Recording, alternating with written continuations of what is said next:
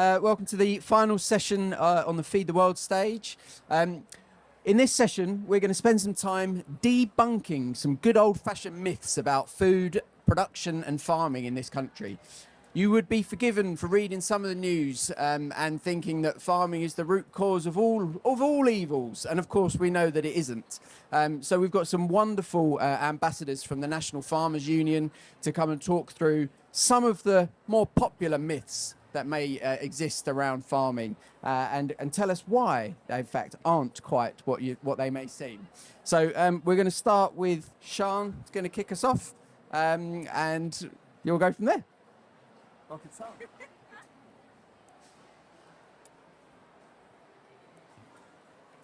Okay, so good afternoon, everybody. I'll just do a bit of an intro. My name is Sian Davies, and I'm from Mid Wales, where we farm sheep, beef, arable, and poultry.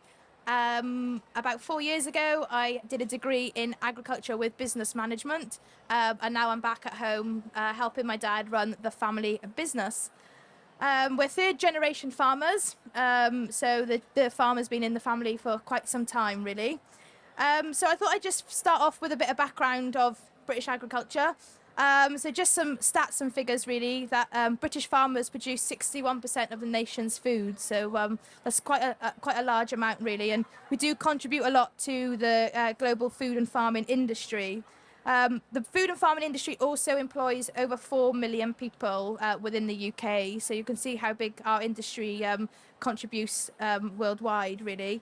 And to relate back to the myth I'm going to be discussing, farmers actually look after 71% of the iconic landscape. So we do play a vital part in ensuring our environment is to the highest standard. And back in 2017, 35,000 farmers entered into environmental schemes. So that sort of goes hand in hand with what I'm going to be discussing this afternoon. So the myth chosen I was going to discuss is that food production and caring for the environment cannot happen at the same time. So recently we've been seeing quite a lot of bad press in the media with regards to farmers destroying the landscape, aren't caring for the environment, and they're just predominantly producing food and that they're not going hand in hand with each other. Farming has actually shaped the landscape we see today by creating patchworks of the uplands and lowlands of the landscape we see. We're an integral part of producing and maintaining and enhancing habitats and wildlife, as well as underpinning our high standards of food production. Air quality and water quality is a big resource that we continue to strive to improve, but of course there is obviously still more we can do. So the first aspect I was going to discuss was good soil health. So, the soil is good for the environment, but it's got to be good for producing food. So we're, of course, helping to reach that ambitious of being net zero by 2040. And good soil also contributes to biodiversity, habitats, and, of course, the carbon sequestration, which is good to ensure that our food production is at the highest standard, but also the environment is too. There's still more evidence to be done of data collecting and research and innovation, along with a lot of carbon calculating and food miles to be done. Planting tree strategy is another, everything you've probably been seeing in the media of wanting to plant the whole landscape in trees. We particularly don't feel that needs to be the case, but we do think there's a policy in place that there's a right tree in the right place. So some unproductive land could be put more into environmental schemes, and also planting a tree where food production won't be criticised, basically. But also that leads on to nutrient cycling, so ensuring that our nutrients are recycled in the land, and ensuring that we're using the land to the best of the ability for wildlife, but also ensuring we're maximising food production.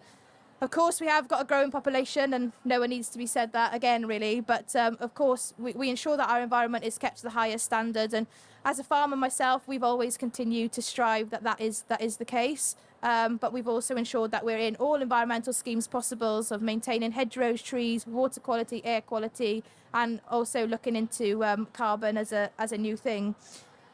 So how do they really go hand in hand? As I've already said, really, it's maintaining that soil structure, it's using new technology and innovation, using cover crops within our crop rotations, creating buffer strips, and planting hedgerows where necessary. Just as a stat, really, that farmers have planted around 10,000 football pitches worth of habitats across the country. So that really just puts into perspective how much farmers do. And of course, we are vital for flood risk management to urban areas as well.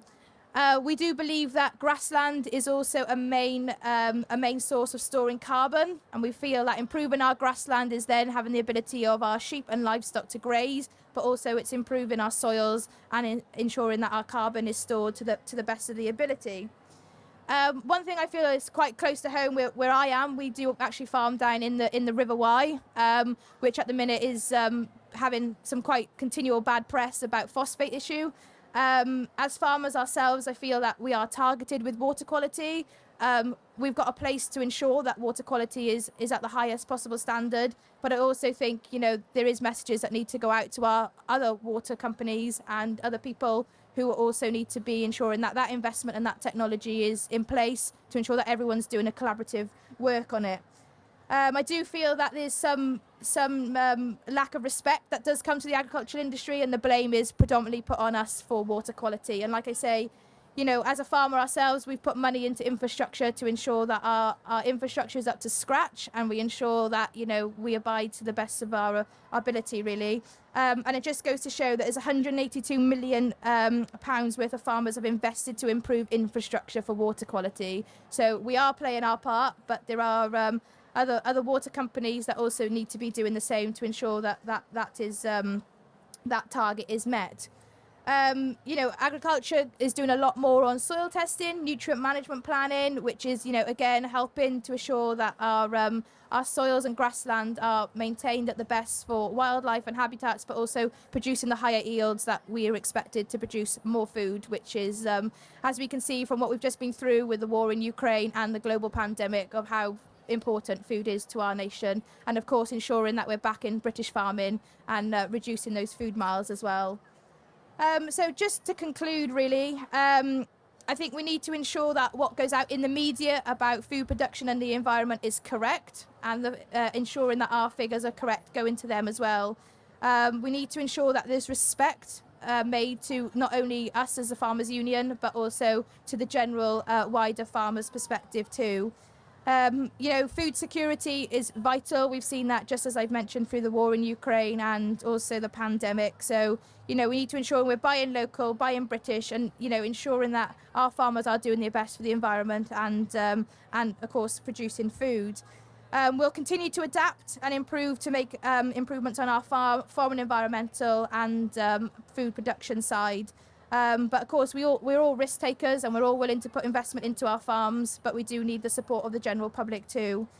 So just to finish off, really, I think we'll be united by our environment, our food and our future, and we would like the continued support of British public. Thank you.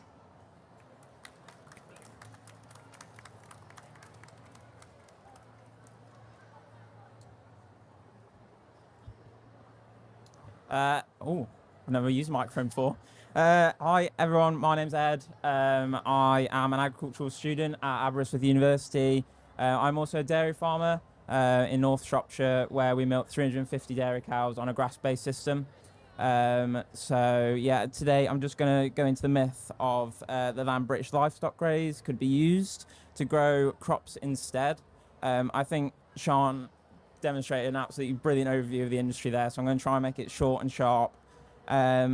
So in terms of why this myth is important to bust, personally, I think it's due to everyone understanding a deeper aspect of UK land management and land use. And this is very important to understand the efficiency of farming and also the aspects of our great industry. In terms of background, UK is very polarised in its agricultural production.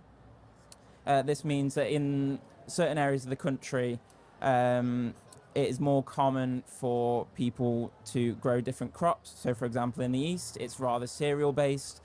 This is due to the hotter climate and also machinery. The ease of use of machinery due to the flat plains and the larger areas to work. Whereas the West and the Midlands get higher rainfall, which can produce more forage for their livestock, and it's also much more hilliest terrain. which allows less use of machinery. So to move on to my first kind of point, it kind of moves around the aspect of around 65% of farmland in the UK is suited to growing grass. And this is incredibly important, especially for the efficiency of producing palatable food from unpalatable aspects and sources. I think this is a crucial point.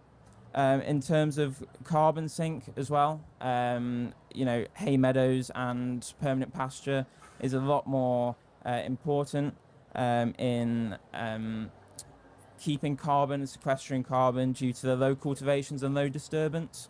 Of course, arable techniques have often in the past been cultivation based, but I'm sure, as Mike would perhaps say later on, that low disturbance is now coming into the arable industry, but nothing can sequester carbon as much as permanent pasture and hay meadows. As well as this, grass and permanent pastures allow diverse species. So in an average hay meadow, 770 species of flowers and 1,400 species of pollinators. And I think that's really important to encompass, especially when we're growing crops such as oilseed rape that require such large amounts of pollinators to really increase yields. So just to conclude, really, grazed grassland cannot become extinct, or I don't believe so. Food security would be reduced due to lower quality food being produced, and reductions in biodiversity across the board, and increasing carbon emissions as well as that due to the lower sequestration. So I really believe grazed grassland and well-managed grazed grassland can be a future for the gateway to a sustainable future. So my name is Mike Wilkins. I'm a farmer down in the southwest of England, in Wiltshire and Gloucestershire. I grew up on a family farm and have always been farming in the industry and am very aware of the industry. But when I was younger, I didn't necessarily think that farming was where I wanted to end up or where I could end up. And that's because I am a gay man. And the myth I'd like to bust today is that the stereotypical farmer has to be a straight, white, old male. Which is often what you might picture when you think of a farmer. And certainly when I was younger, that's what I thought was true. My dad, my granddad both fulfilled those stereotypes. And that was the only people that I really saw in farming. But actually, I have learned more and more that it's not the case. And through, when I was younger, going away from agriculture on the farm and learning that actually there's a lot more behind the functionality of agriculture, the science of agriculture, food security, food production systems, the environment, is such a bigger picture than just an old white man sat on a tractor, which is not necessarily what people think of. So when I learned that it was possible to actually study agriculture as a degree, that really changed my perspective on what farming was and what farming could be. So I was really lucky to study at the Royal Agricultural University. And I studied farm management and agriculture and business management, which was really, really insightful and gave me a whole different perspective on what farming could be and what jobs, what positions that you can get in farming. And since graduating, I've gone back into the industry that I never actually thought would be able to have me or to want me, which has been really incredible. And now I'm managing a 3,500 acre estate in the southwest. We've got a huge variety of enterprises that we undertake, including arable farming, livestock. We've got our own sheep. We graze cattle for neighbouring farmers, and we're doing huge environmental work as well, sequestering carbon, increasing biodiversity. All of these areas are so incredibly important and actually more relevant today than ever before, especially with the country's target of net zero by 2050. And the National Farmers Union, the NFU, who we're here supporting today, have a target of net zero by 2040, as was mentioned, which is really fantastic. And I don't think people would necessarily stereotypically think that that straight old white male farmer is thinking about achieving net zero by 2040 or 2050. But actually, it's so integral to our industry and what we're trying to achieve. And if we want to achieve those things, if we want to progress in that direction, then we need better diversity of thought within our industry, and we need a wider range of people coming in from different backgrounds with different perspectives, not just purely people who have had a background and grown up in agriculture. So, for example, earlier in the year, as part of the NFU Ambassador Programme, we were all really lucky to go and visit the Kenyan pig farmer's farm, Flavian. He's at the Kenyan Pig Farmer on Instagram, and I highly recommend that you follow him. He is running a highly successful outdoor extensive pig system on a larger estate, and we were very lucky to go and meet with him and learn all about his system, purely his farming system initially, and how he's working to manage his pigs and the meat that they produce in a sustainable and forward-thinking way, which was really exciting, and learning of his level of interest and knowledge on the topic was very inspiring. But then we also got to speak to him about his background and how he ended up coming into farming.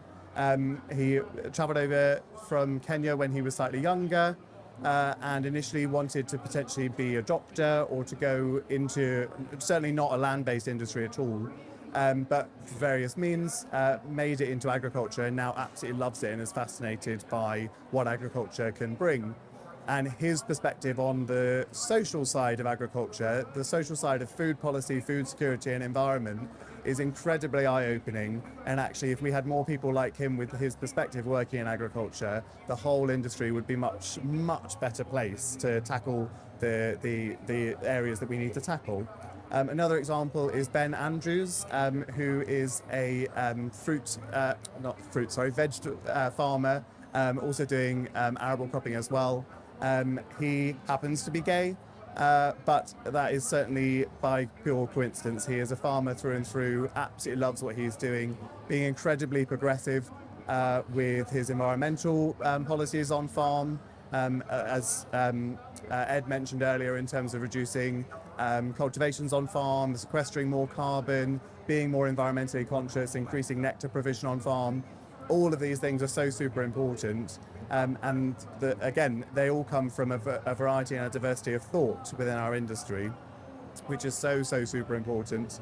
And another really inspiring talk or organisation that I have become aware of within farming through the NFU is the World Farmers Organization. We had a talk from the leader of the World Farmers Organization at NFU conference this year, which was absolutely fascinating and really inspiring. I think it's easy to forget that food is something that links us all across the world.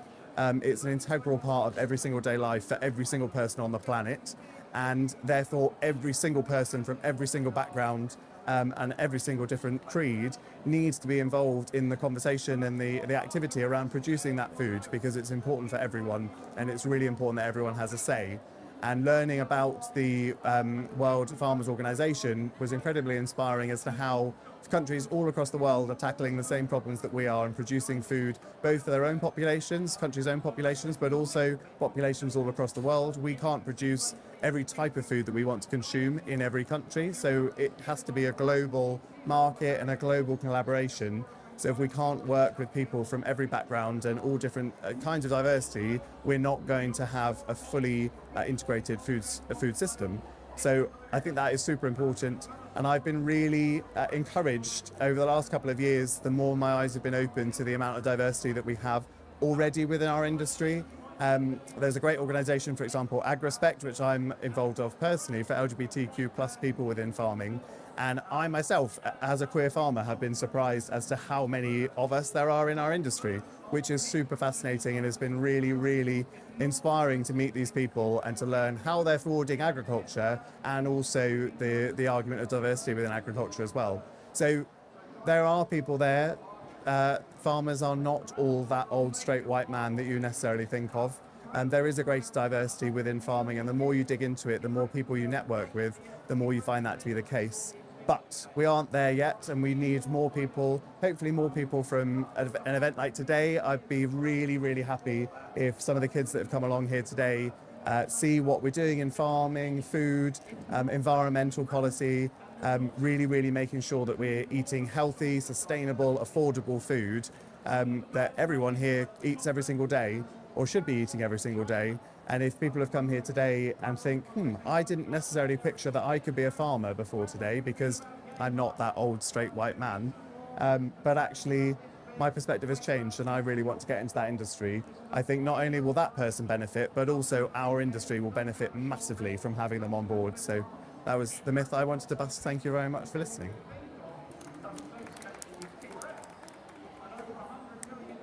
Good afternoon, I'm Mary Raymond, I'm from Pembrokeshire. I grew up on a mixed farm, so we've got beef, sheep, dairy, potatoes and arable, and it's all spread over 3,500 acres. I'm really involved with the livestock side of the farm, so today I wanted to talk about dairy farming. So my myth I want to bust is cows locked up all year round are less happy and more likely to develop health issues. So there's a lot of negative stigma around farming anyway, but I feel like there's a lot directed towards the dairy industry. This is through like environmental people thinking that cows are destroying the planet, through people think that we're being cruel to cows when we take calves away and when we keep them inside over the winter or keep them inside all year round. There's loads of different systems and the dairy industry gets a lot of stick for it. So housed cows are able to exhibit normal behaviour, especially in newer modern systems. So you do often see videos of people when they turn their cows out to grass, the cows are frolicking, they're happy, they're skipping, they're outside. But within a few hours, those cows will be queuing back up to come back inside because they want to be buffer fed, which is when they come inside for extra feeding. Cows are quite stroppy, in my experience. They're like little teenagers. They don't like cold, they don't like too hot, they don't like rain, they like wind. Cows are very fussy. If the weather isn't to what they want, they won't produce the right amount of milk. And with input prices being so high at the moment, we need those cows to produce their share so that they can provide the farmer with an income.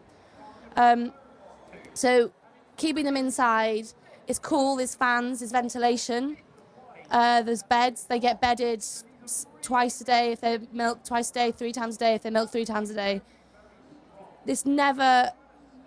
Then the cows inside are never in a situation where they're uncomfortable and not happy. Because a dairy farmer farms to look after the cows. They don't do it because they have to. Their passion is to look after the cows. They want their cows to be as happy as they can, and they want to make sure that the cows are comfortable. So on the side of health and disease, keeping cows inside actually lets you manage them better. You can keep a good eye on them, and especially with newer technologies. So I'm in the University of Reading where I'm studying ABM. So I actually visited a dairy farm the last few months, and it's one of those ALA 360 farms. And they had a new technology. So in each cow there's a tag, and then on the roof of the shed there's like little GPS systems in a way, so that the farmer brought up an app on his phone and it told him the exact position of a cow in the shed. So if it came up on his phone saying this cow hasn't moved in 3 hours, this cow hasn't eaten in so many hours, he can know the exact position of that cow and check on it straight away. Whereas if they're in a situation where you're in the field, yes, you may still get the ping saying something's not wrong with this cow because of the new technologies. But you can go to it straight away and get it sorted straight away. It's easier for the vet as well, and it's just easier for the farmer.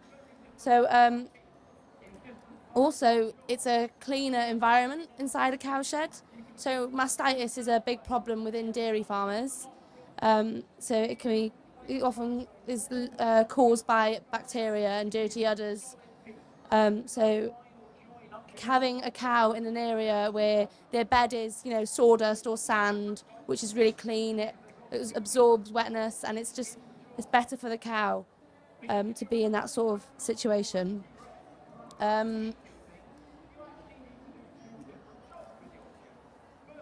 So there's definitely different management techniques. So you can have cows housed in the winter, outside in the summer.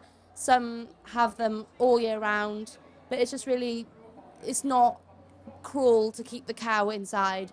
They're often actually happier, and they actually will end up probably producing more milk because of the way they're being looked after inside. Thank you. So hi everyone, my name's Bizza. I am a farmer's daughter and rural advisor from Warwickshire. On our family farm we have predominantly sheep. We've got about 600, 700 sheep, and we also do a bit of arable and diversification as well. And the myth that I want to bust today, as Mike mentioned, is when you think of a farmer or you ask a young person what they think is involved in agriculture, they just think it's an elderly gentleman out on his tractor, in his field, ploughing his land. And I want to just touch on that that's not the case, and there's so much more to agriculture in the industry. So just going to my story, I graduated from the Royal Agricultural University in 2019.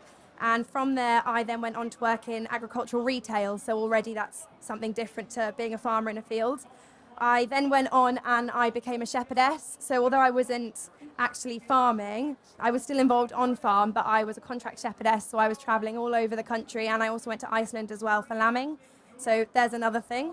And I'm now currently working as a rural advisor. So I'm talking to farmers about grant schemes and funding that's available to them. So already in the 3 years since leaving uni, I've had 3 different jobs in agriculture, but not actually being a farmer.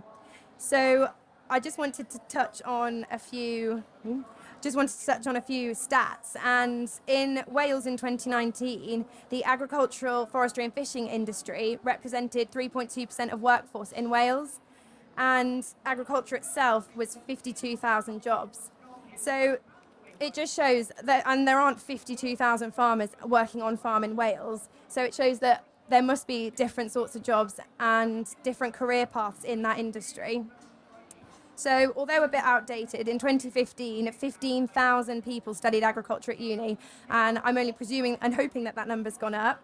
So just touching on the different types of courses that you can do in agriculture at university is animal science, food science and nutrition, rural land management, environmental science. And these can lead on to things like working as an agronomist, so, soil sampling and helping farmers with crops, becoming a vet or a vet nurse, working with animals, an animal nutritionist, working in agricultural drugs, so looking at things like wormers for sheep or cattle. And if you don't want to go down the university route, there is also apprenticeships available. At the minute, there's over 20 different apprenticeships available in agriculture. And these can lead on to things like working as an agricultural mechanic. Very brief, but I just wanted to touch on it. And, the population around the world is growing. We're nearly at 8 billion people, and all these people need to eat. So it's an industry that has so much opportunity, and there are jobs available for anyone and everyone. It's so diverse, and as Mike also touched on, there's so much opportunity and diverse for anyone. You could come from any background, you can be any person, and there is going to be a job available to you. And I would say if you're at school and you're thinking about a career in agriculture, would be to check out the UCAS website. Also, if your school has a careers department, go and speak to them.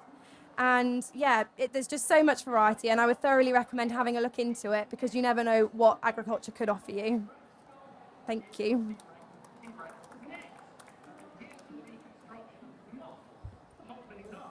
Hello, my name is Erin McNaught, and I'm a 4th generation farmer from North Wales. So the myth I'm going to bust today is that all farms in the UK are on a large scale and farmed intensively. So if I told you to close your eyes and think of a farm, what would you see? Would you see thousands of animals packed in a shed, maybe fed in big feedlots, maybe fed hormones to boost growth, and kept in artificial conditions? Or would you think the opposite? Would you think about nice, green, highly productive fields, maybe animals kept in the fields or in sheds with plenty of room to eat and be happy and be content? And think about maybe a few sheds and a farmhouse and a tractor and a family making a living off the land. So let me tell you why there's 2 images of farms. And it's true, there's no farm the same, and there's no 2 farmers the same. But in the UK, it's very uncommon to have this factory, large-scale farm. And to give you an example of our average herd size in the UK for dairy cows, to prove this point, in the UK, our average herd size is 160 cows. In a country like New Zealand, this average is higher. It's 400 cows per unit. And you can go to the next extreme, whereas in China, they've got 100,000 cows in a unit. So different countries are farming on a much bigger scale than us. And what I can guarantee you is, if you do eat British, and if you do go for that British label, then you are buying the best quality product from the highest animal welfare standard and also highest environmental standard. So, let me tell you a bit about my farm. So I'm a fourth generation farmer from North Wales, and we keep sheep and cows. My farm is 121 hectares, which in the UK is the average sized farm. So we keep 300 sheep. This is split into two groups. We've got some Welsh mountain sheep that are native to Wales, and we've also got Texel cross sheep, which are on the lowlands because they are the ideal carcass for the butcher. So this is giving us a high profitability. Whereas the native Welsh are more hardier and more suitable for the high grounds, but unfortunately don't get the same price in the market. We also keep 30 cattle. So on my farm, I try my best to make sure that I look after the environment, and that farming goes hand in hand with this. And most times, I'm doing things that will benefit the stock and also benefit the environment, like reseeding my field with herbal lays. So yes, they benefit my lambs that eat the herbal lay because they'll fatten quicker, but it'll also benefit the environment because you're bringing more diversity and you're improving soil health. And in our community, my farm also has an impact on other businesses. Businesses such as the agricultural merchant, garages or butchers. So it's like a little network where everybody has an effect on each other, and we can't do without each other. So by farming my farm in North Wales, I'm helping my little economy and my community to continue and make sure that the Welsh language and our culture thrives. So, to regulate this all, we've got many regulators, such as the Red Tractor, or we have inspections from the government. So this makes sure that when I say, when you're buying British, you're buying the best quality meat or products that you can buy, because it has gone through inspection and all farms are heavily regulated. So, will my small-scale farm feed the nation? Yes, it has the potential to feed the nation, and it can feed the nation with quality, nutritionally dense products. And yes, the economy from my farm benefits, and my farm has multiple benefits to the community. So I'm proud of my farm. I'm proud of its environmental and historic values. And I'm proud to be producing food for the British nation to eat and enjoy. Thank you.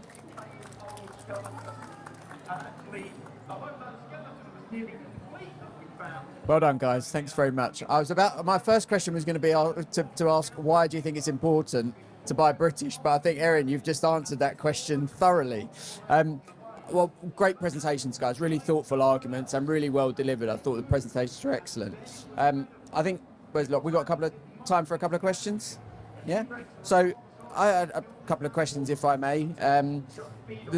One was kind of linked to your presentation, Erin. You know, what do you think the future farm will look like then? So you talk about the kind of smaller versus kind of larger farms. What do you think that will look like in kind of 5, 10, 20 years time in the UK? So I'm the fourth generation now of my family farm, and I do hope the family farm will continue to be that, maybe grow as in business wise, but keep to the same principles that we have.